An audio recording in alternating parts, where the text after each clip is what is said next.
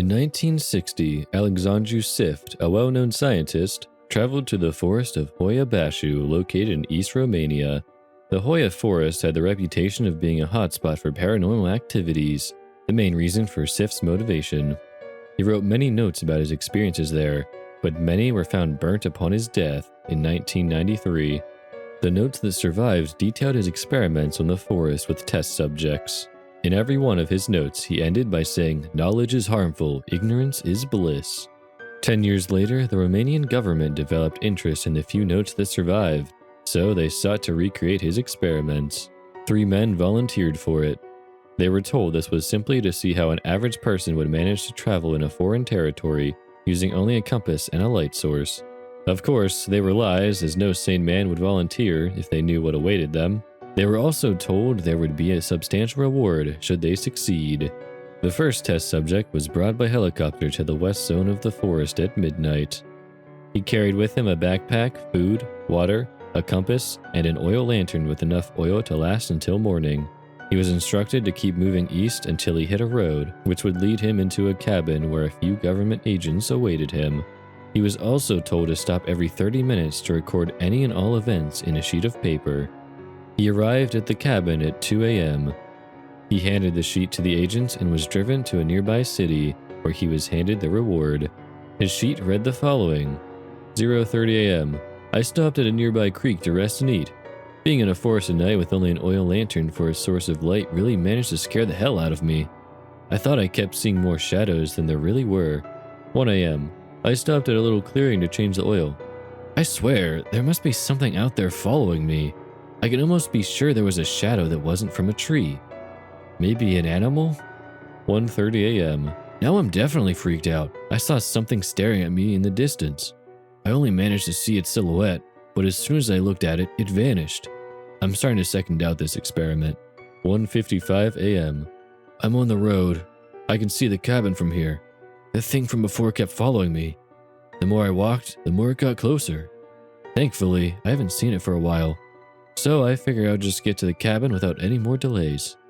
The first subject remained in alarm for a few days afterwards, but soon returned to a calm state. The second test subject was deployed in the same spot as the previous one on the following night. He had the exact same gear, except instead of an oil lantern, he had an infrared camera. He arrived at the cabin at 5 a.m. The agents noticed he was physically and psychologically shaken. He was panting and crying in fear. His sheet read the following: 0:30 a.m. This camera really doesn't help me navigate. I even fell a few times because of it. Almost everything I see is blue and black, except for the occasional red spot of an animal or bird. 1 a.m. I don't know what the fuck you guys put out here with me, but it's not funny. I took a break to drink some water when I heard a rattle coming from deep within the forest. I took my camera to see what it was, but I can be sure that was no normal animal. It was big, but hunched over. I couldn't make out its details since it was glowing bright red. I slowly walked away from it, never losing it out of my sight, even though it stayed completely immobile. I found a small ditch to hide.